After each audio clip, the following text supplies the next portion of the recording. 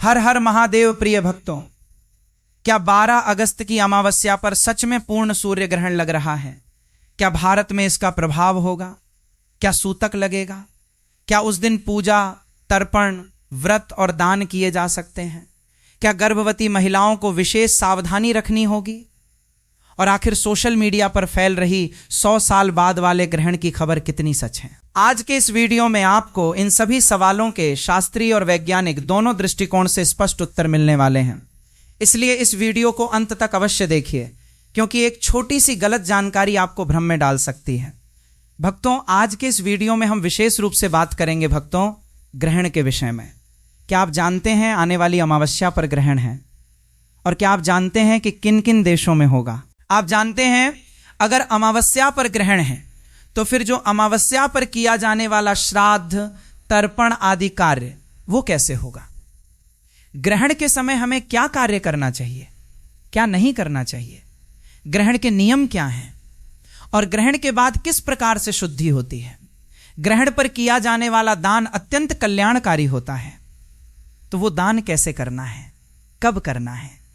ग्रहण के बाद, ग्रहण के समय या ग्रहण से पहले? साथ ही बताएंगे आपको कि जिस दिन ग्रहण होता है उस दिन गर्भवती माताओं बहनों को क्या ध्यान रखना होता है, इन सावधानियों की आवश्यकता होती है।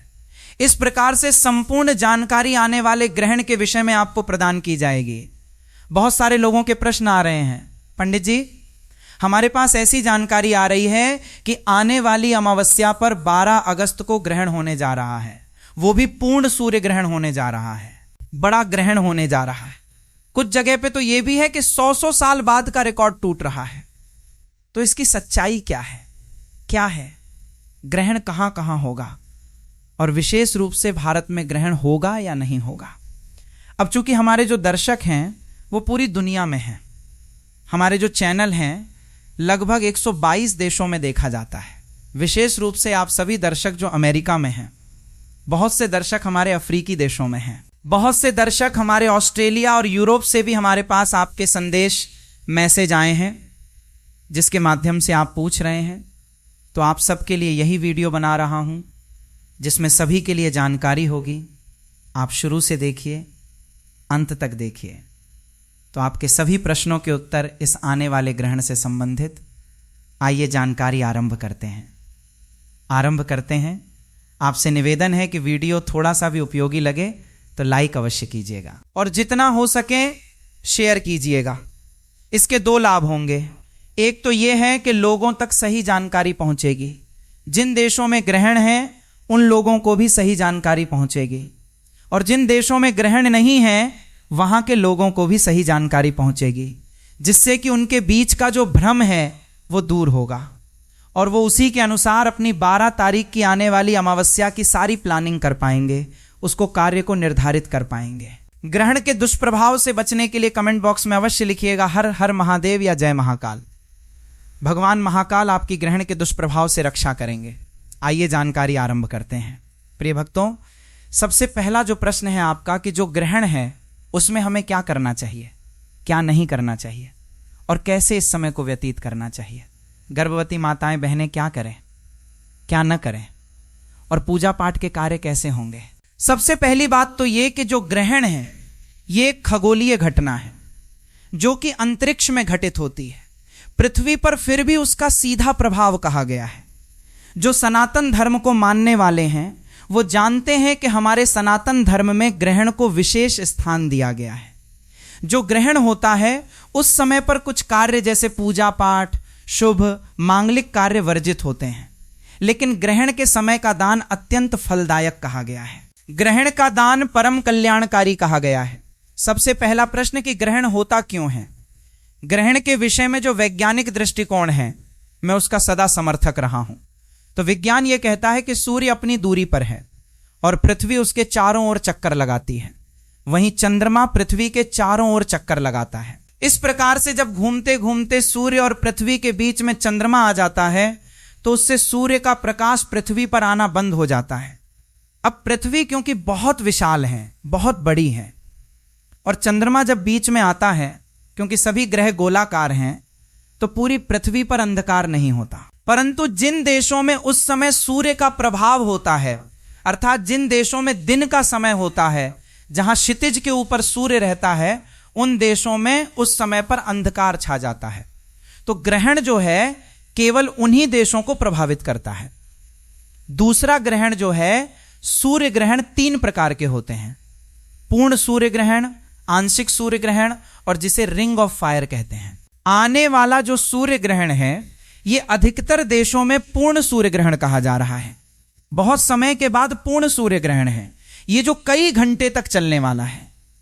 पूर्ण सूर्य ग्रहण तब होता है जब चंद्रमा पृथ्वी और सूर्य के बीच में इस प्रकार से आ जाए कि वहां सूर्य के प्रकाश को पूर्ण रूप से पृथ्वी पर आने से रोक दे, तो उसको पूर्ण सूर्य ग्रहण कहते हैं। वहीं जब चंद्रमा इस प्रकार से आता है सूर्य और पृथ्वी के बीच में, जिससे कि सूर्य का कुछ हिस्सा जो है चंद्रमा से ढक जाता है और कुछ दिखाई देता रहता है, तो इसे हम आंशिक सूर्य ग्रहण कहते हैं। और तीसरी अवस्था होती है वलयाकार सूर्य ग्रहण की, जब चंद्रमा सूर्य के सामने इस प्रकार से आता है कि जो सूर्य का ऊपर का गोलाकार आकार है वो चमकता हुआ दिखाई देता है और उसके बीच में केंद्र में एकदम काला आकार चंद्रमा का होता है, इसलिए एक रिंग के रूप में दिखाई देता है, एक वलय के रूप में दिखाई देता है। इसको इंग्लिश में रिंग ऑफ फायर और हिंदी में वलयाकार सूर्य ग्रहण कहते हैं। ये 3 अवस्थाएं हैं सूर्य ग्रहण की। अगर आध्यात्मिक दृष्टिकोण की बात करें या जो दंत कथाएं हैं उनकी बात करें तो आपने सुनी होंगी। वो दंत कथाएं ऐसा कहती हैं कि जब राहु सूर्य देव को ग्रस लेता है उस समय को सूर्य ग्रहण कहा जाता है। अब आप कहेंगे कि राहु कैसे ग्रस लेता है? वैज्ञानिक दृष्टिकोण अलग, आध्यात्मिक दृष्टिकोण अलग। ऐसा नहीं है। जब आप ज्योतिष शास्त्र को देखेंगे ना, तो उससे आप जान पाएंगे कि राहु जो ग्रह है ना, उसका इस समय पर सूर्य पर जो प्रभाव होता है वो उसी प्रकार का होता है जैसे कि उसका ग्रास बना रहा हो, इसलिए इसको ग्रसना कहते हैं। अब कथाओं में क्या बना दिया गया कि सूर्य को जो है राहु निगल लेता है और इसलिए वो सूर्य ग्रहण हो जाता है। वो कथा के रूप में समझाने का प्रयास किया गया, अन्यथा ऐसा नहीं है कि हमारे वेद पुराणों में या शास्त्र में कुछ अनुचित जानकारी है। हम भी व्यापक दृष्टिकोण को रखते हैं, वैज्ञानिक दृष्टिकोण को भी रखते हैं। तो उस समय पर राहु का जो प्रभाव है सूर्य के ऊपर वो इस प्रकार का होता है ग्रह के रूप में, इसलिए उसको ग्रसना कहा गया है। यह बात हुई कि ग्रहण होता क्यों है। जानकारी है कि ग्रहण के समय हमें करना चाहिए, क्या क्या सावधानियां रखनी हैं, किन किन नियमों का पालन करना है। तो सबसे पहले जानकारी की प्रिय भक्तों, जब ग्रहण शुरू होने वाला होता है उससे पहले लगता है ग्रहण का सूतक। जब सूर्य ग्रहण होता है तो उसका सूतक 12 घंटे पहले माना होता है, अर्थात जितने बजे से सूर्य ग्रहण आरंभ हो रहा है उससे 12 घंटे पहले उसका सूतक शुरू हो जाता है। और सूतक शुरू होने से पहले मनुष्य को बहुत सारे कार्य समाप्त कर लेने होते हैं। कौन कौन से कार्य? पूजा पाठ करनी है तो सूतक लगने से पहले ही कर लीजिए, भगवान को भोग प्रसाद लगाना है तो सूतक से पहले कर लीजिए। जो भी पूजा पाठ के कार्य हैं वो सूतक शुरू होने से पहले ही होंगे। जहां सूतक लग गया उसके बाद कोई पूजा पाठ नहीं होगी। सूतक लगने से पहले ही आप पूजा पाठ करके अपना भोग प्रसाद लगाकर भगवान के मंदिर के पर्दे बंद कर दीजिएगा। यह पहला कार्य है जो आपको अवश्य ध्यान रखना है कि सूतक से पहले ही आपने अपना मंदिर बंद कर देना है। घर में मंदिर है उसके भी पर्दे बंद कर देना है, मंदिर को छूना नहीं है। सूतक के समय पर दूसरा, जो घर में आप लोग रहते हैं तो घर की सुरक्षा के लिए, ग्रहण के दुष्प्रभाव से बचाने के लिए क्या करना है।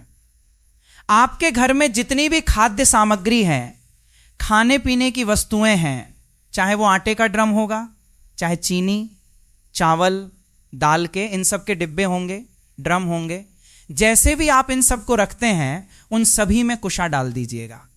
कुशा एक प्रकार की घास होती है जिसमें बड़े ही गुण भी हैं और इससे पूजा पाठ के लिए बड़ा दिव्य माना जाता है। इसमें इस प्रकार के गुण कहे गए हैं कि जहां ये विद्यमान रहती है वहां से नकारात्मक ऊर्जा समाप्त हो जाती है। तो मैं आपको वैज्ञानिक दृष्टिकोण से बता रहा हूं, ऊर्जा का प्रभाव जब ग्रहण होता है न, तो पृथ्वी पर नेगेटिव एनर्जी का प्रभाव होने लगता है। नकारात्मक ऊर्जा बढ़ जाती है और सकारात्मक ऊर्जा घट जाती है। नकारात्मक ऊर्जा उत्पन्न होने से अनेकों प्रकार की बीमारियां होने की संभावनाएं होती हैं। अनेक दुर्घटनाएं घटित होने की संभावनाएं होती हैं, क्योंकि नकारात्मक ऊर्जा जो है वो नेगेटिविटी को ही फैलाती है। इसलिए ये जो घास है, कुशा घास, ये नेगेटिव एनर्जी को नष्ट करती है। दूसरा, ग्रहण के समय के जितने भी दुष्प्रभाव होते हैं उनको ये सोख लेती है। जब पृथ्वी पर सूर्य का प्रकाश नहीं आता तो उस समय पर हानिकारक जीवाणु उत्पन्न होते हैं जो अत्यंत ही सूक्ष्म हो सकते हैं। उनका किसी प्रकार का दुष्प्रभाव आपके घर में न रहे, आपके खाने की वस्तुओं को विषैला न कर दे, क्योंकि जो अति सूक्ष्म जीवाणु हैं वो आपके खाने पीने की वस्तुओं को अगर प्रभावित करेंगे तो वो विषैली हो सकती हैं, जिससे कि आपको अनेकों प्रकार की परेशानी उसको खाने से हो सकती है। ये कुशा घास उससे एक प्रकार से रक्षा करती है ऐसी मान्यता है। इसलिए इस कुशा घास को सभी खाद्य सामग्री में डाल देना चाहिए सूतक शुरू होने से पहले। यहां तक कि पानी की जो आपकी टंकी है ना, उसमें भी कुशा घास डाल दीजिए। अब आप कहेंगे पंडित जी कुशा घास तो हमारे यहां नहीं मिलती। जिनके यहां नहीं मिलती, ऐसी अवस्था में काले तिल आपके यहां मिलते होंगे। काले तिल लीजिए और थोड़े थोड़े काले तिल इन सब चीजों में डाल दीजिएगा। जो काले तिल भी न डाल पाए वो तुलसी पत्र, तुलसी का पत्ता, इन सभी चीजों में डाल दीजिएगा। यह बताया गया है कि इनको आप सूतक लगने से पहले डाल दीजिए।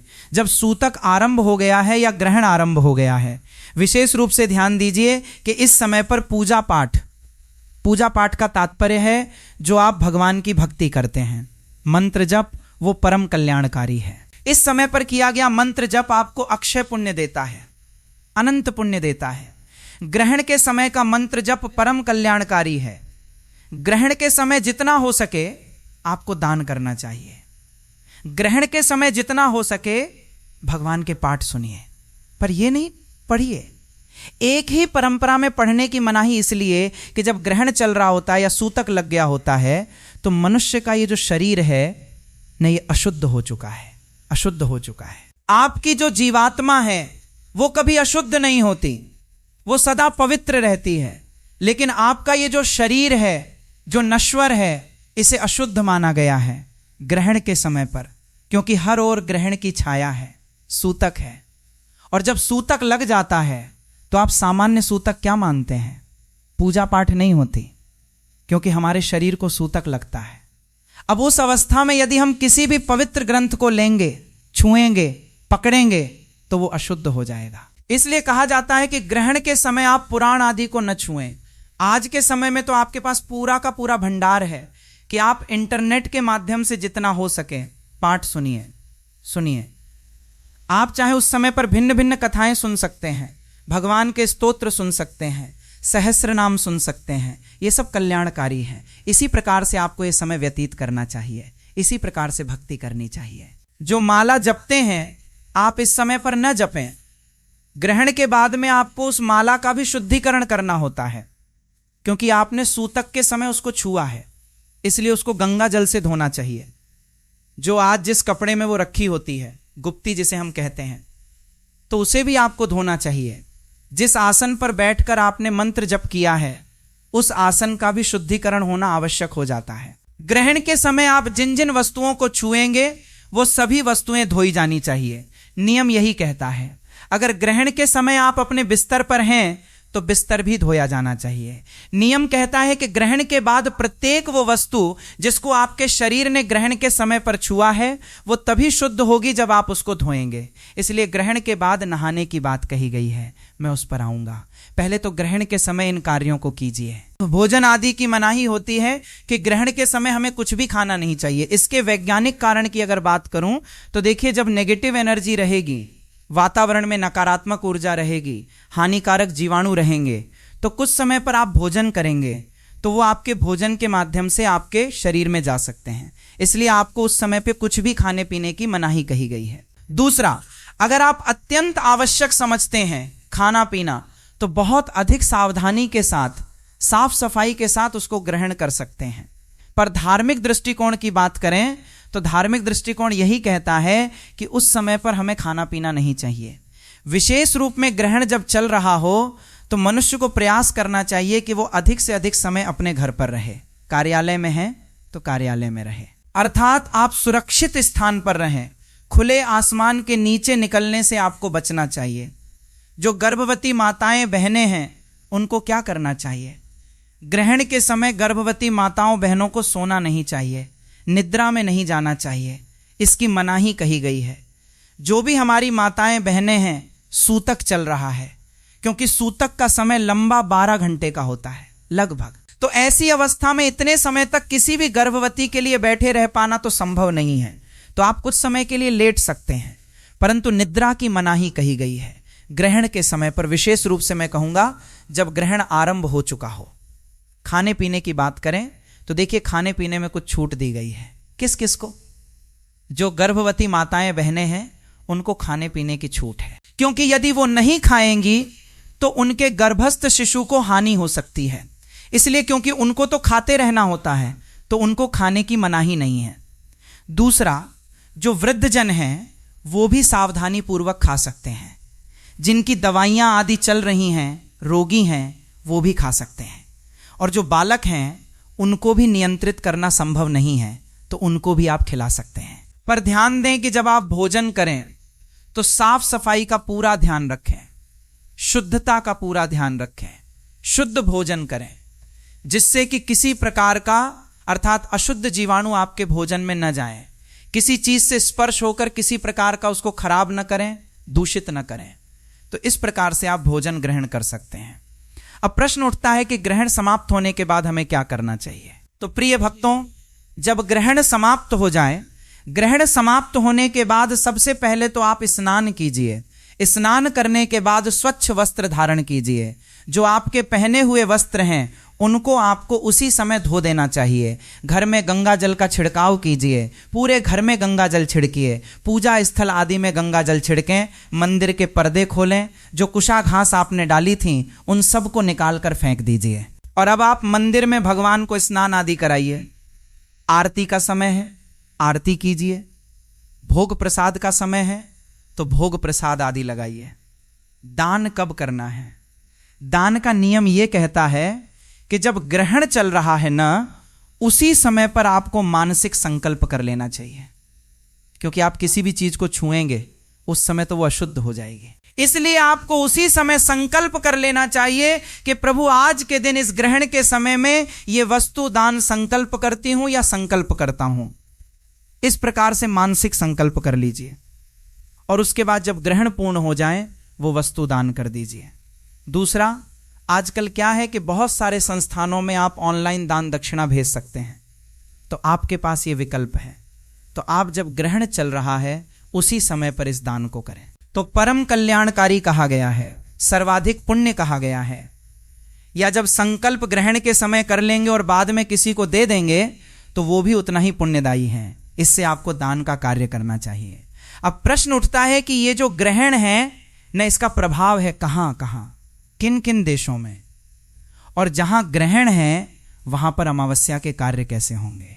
प्रिय भक्तों, अमावस्या का जो कार्य है, अमावस्या पर हम क्या करते हैं? तर्पण करते हैं, पितरों के निमित्त दान पुण्य के कार्य करते हैं। हम अमावस्या का व्रत भी करते हैं और पूजन भी करते हैं। तो ये सभी कार्य सूतक शुरू होने से पहले पहले किए जा सकते हैं, ये ग्रहण समाप्त होने के बाद में किए जा सकते हैं।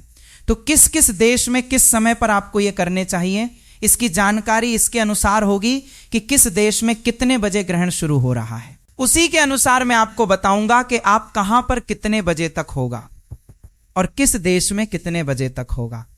तो आइए पहले ये जान लेते हैं कि ग्रहण जो है वो कितने बजे से कितने बजे तक है, सूतक कब लग रहा है और किन किन देशों में ग्रहण है।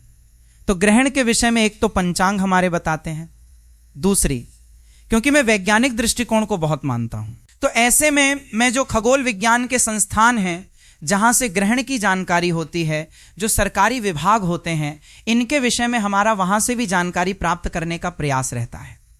और जो हमारे पास अन्य माध्यम हैं उनसे भी पता करने के बाद यह निर्णय हुआ कि हाँ, 12 तारीख को आने वाली अमावस्या जो कि श्रावण मास की अमावस्या होगी उस पर ग्रहण है। सावन की अमावस्या 12 अगस्त को ग्रहण है। अब ये ग्रहण है कहां कहां, इसको एक बार जान लेते हैं। देखिए, इस ग्रहण का सर्वाधिक प्रभाव जो हो रहा है वो हो रहा है ग्रीनलैंड में, आइसलैंड में। यहां पूर्ण सूर्य ग्रहण होने जा रहा है स्पेन में। ध्यान दीजिएगा, स्पेन में। तो यहां तक कि अगर मैं बात करूं उत्तरी स्पेन की, तो उत्तरी स्पेन में तो लगभग 100 साल के बाद यह ग्रहण होने जा रहा है, दिखने वाला है पूर्ण रूप से। इसी की जो आप जानकारी कह रहे हैं न बार बार कि 100 साल बाद ग्रहण, 100 साल बाद ग्रहण, वो इसी देश के विषय में विशेष रूप से कहा जा रहा है। ये बात अलग है कि लोग उसको अफवाह के रूप में सभी के लिए बता देंगे। इसके अलावा पूर्ण सूर्य ग्रहण जो है वो उत्तरी रूस में भी रहेगा। रूस में और पुर्तगाल के कुछ हिस्सों में भी पूर्ण सूर्य ग्रहण दिखाई देगा। आंशिक सूर्य ग्रहण बहुत अधिक स्थानों पर रहने वाला है। आंशिक सूर्य ग्रहण का प्रभाव यूरोप में भी रहेगा। यूरोप के अधिकांश देशों में इसका प्रभाव है। अब मैं 11 देशों के विषय में बताऊंगा तो यह वीडियो बहुत बड़ा हो जाएगा। तो हमारे जो भी दर्शक उन देशों में रहते हैं, आपसे मैं निवेदन करूंगा कि आप या तो कमेंट बॉक्स के माध्यम से पूछ लीजिएगा। उत्तरी अमेरिका में इसका प्रभाव रहेगा। कनाडा में हमारे बहुत से दर्शक हैं, तो मैं बताऊं कि कनाडा में आंशिक सूर्य ग्रहण रहने वाला है। यूएसए के उत्तरी भाग में भी इसका प्रभाव रहने वाला है। उत्तर पश्चिमी अफ्रीका के कुछ देशों में भी इसको आंशिक रूप से देखा जाएगा। इन सभी स्थानों पर इसका प्रभाव रहेगा। एशिया में, रूस में इसका प्रभाव है, परंतु अन्य देशों में एशिया के अंदर कहीं कोई प्रभाव दिखाई नहीं दे रहा है। मैं बात करूं विशेष रूप से भारत की, क्योंकि भारत के हमारे बहुत सारे दर्शक हैं। सर्वाधिक दर्शक जो हैं भारत से हैं। तो भारत में इस ग्रहण का कोई प्रभाव नहीं हो रहा है। यह ग्रहण जिस समय पर होगा उस समय भारत में रात्रि होगी। जब ग्रहण शुरू होगा भारत में लगभग रात के 9 बज रहे होंगे और सुबह तक यह ग्रहण चलेगा, लेकिन पूरी रात्रि भर होगा। तो हमारे भारत में उस समय सूर्य क्षितिज के नीचे रहेगा, इसलिए भारत में ग्रहण नहीं होने जा रहा है। और एक चीज और, जहां ग्रहण नहीं होता वहां पे सूतक भी लागू नहीं होता। तो जो भी हमारे भारतीय दर्शक हैं या भारत के आसपास नेपाल आदि के दर्शक हैं, पाकिस्तान में बहुत से दर्शक हैं, यूएई में दर्शक हैं, श्रीलंका में दर्शक हैं, तो मैं आपको बताऊं कि आप इस दिन अमावस्या के सभी व्रत आदि को नियम से कर सकते हैं। और इस दिन की जो पूजा पाठ है वो भी बिना किसी सोच विचार के कर सकते हैं। हमारे इन देशों में सूतक का कोई प्रभाव नहीं है। हाँ, जिन देशों में सूतक रहेगा, जहां जहां ग्रहण रहेगा, मैंने उनके नाम बता दिए। वहां से जो दर्शक हमारे साथ जुड़े हैं, तो आप समय की जानकारी के लिए व्हाट्सएप या कमेंट बॉक्स में बात कीजिएगा। ये थी जानकारी ग्रहण के विषय में। बहुत व्यापक रूप से मैंने वीडियो बनाया है, आप सभी इसका लाभ लें। ईश्वर आपका कल्याण करेंगे। चैनल पर नए हैं और चाहते हैं कि सही शास्त्रीय जानकारी, प्रामाणिक जानकारी आपको मिलती रहे, तो अभी चैनल को सब्सक्राइब कर लीजिए और जो बेल आइकन का निशान आएगा उसको अवश्य दबाइएगा, घंटी के निशान को अवश्य दबाइएगा। राधे राधे।